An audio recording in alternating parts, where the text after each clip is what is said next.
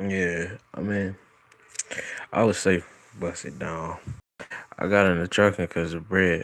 I mean, straight up, if I could say as far, yeah, I like driving. I don't have no issue with it. It's relaxing. For me, it's therapy. But the biggest thing is, it's like, dang, they gonna pay me this, and this to hold a steering wheel and see the country.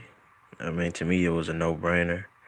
I came across it fluke. Just I was on Craigslist just looking for jobs, and I started seeing like, dang, they making all this money in trucking. Like, I want to say I had seen an interview on DJ Smalls a few months ago, and I heard a trucker. I think he said he made 100,000 something a year, and it kind of brushed it off. I don't think I believed it, but then the more and more I started doing research, and I happened to go on YouTube, and I started seeing all these truckers talking about what they making.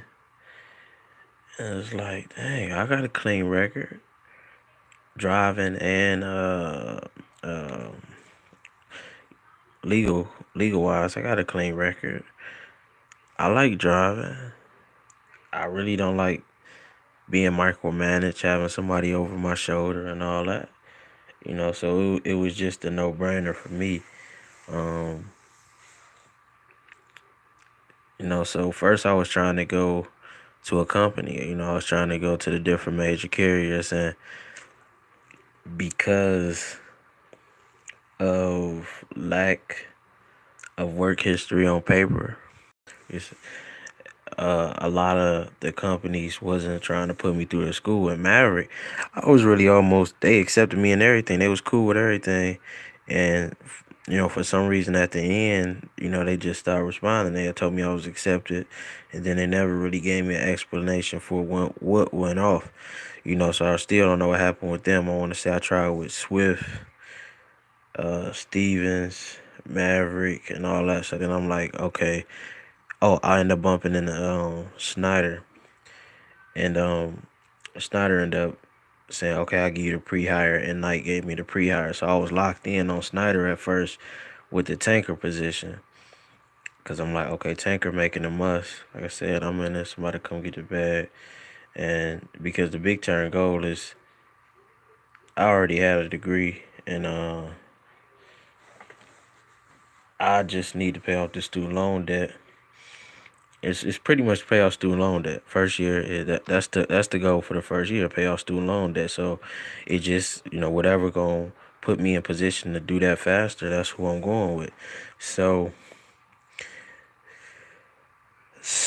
with Schneider, I was like, I'm going to just go to CDL school, so I don't have to have no contract or whatever.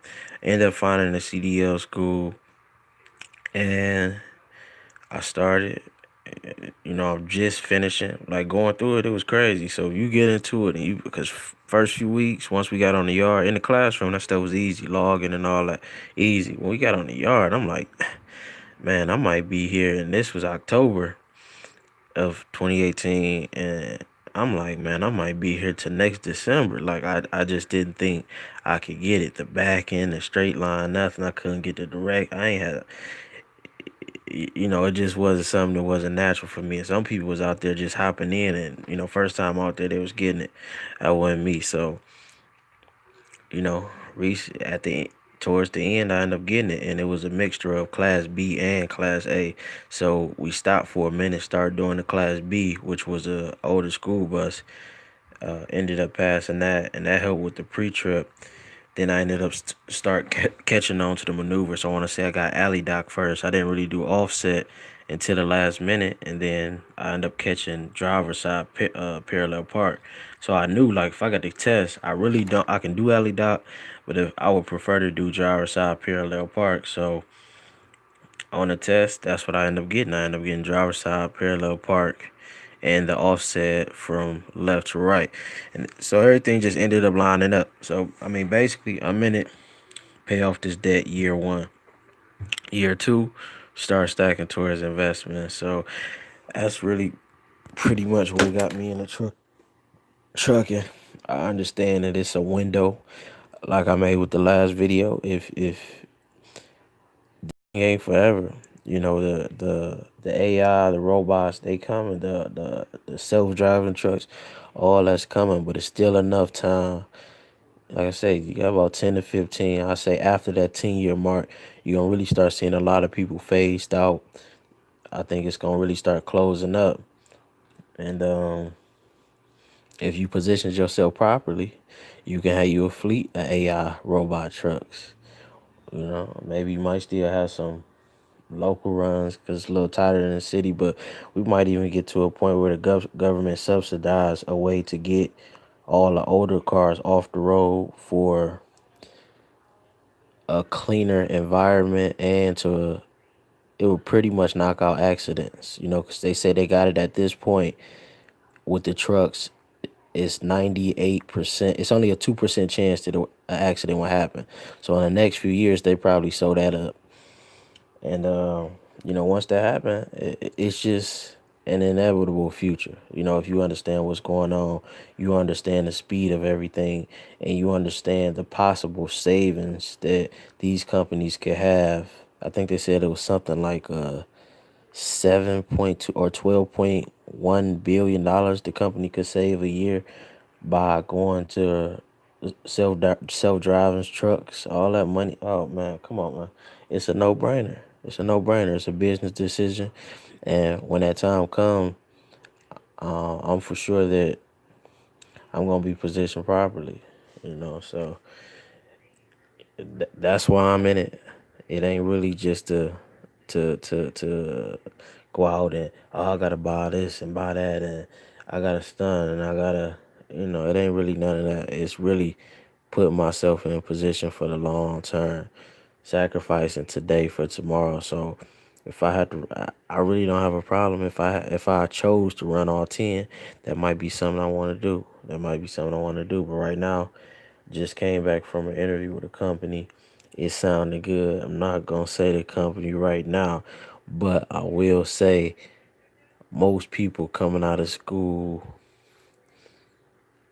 especially in the past, they been I won't even say this company is being a little bit more lenient. I would say this specific this specific part of the company, because of somebody recommending them, is being a little bit more open to students coming in, and me and somebody else are, the two that's getting in and being able to benefit from that. So it's definitely a blessing, definitely something I want to take advantage of, and definitely something I appreciate, and I'm gonna go in, put in the work, and end up knocking everything out that I want to knock out. Relocation is possible in the future, so it's a lot of big stuff planned. I ain't showing the face and all that right now because, like I said, I'm not in this to be famous. I really ain't.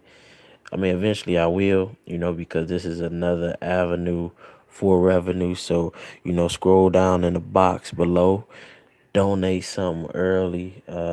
It's really about the bag. I ain't into all of the getting my face out there, and I'm not into the going back and forth about meaningless stuff and getting into it like that. That's not my lane. My lane is strictly how to get the bag. And if you tuning in and you constantly tuning in, that's what you're gonna be watching. Coming from this point to this point in consistent progress, doing it the right way, staying honorable throughout the process, not compromising what I believe in, and constantly moving up, traveling, um, building the right team, going from one side company to a owner's perspective, and adjusting with the times, always thinking forward, always trying to stay a step ahead. That's what I think it's all about. So for me, it's about constantly improving and putting self in position to be in position in the long run, and then passing that on to next generation. So if that's what you into, subscribe, like, comment, everything in the box below.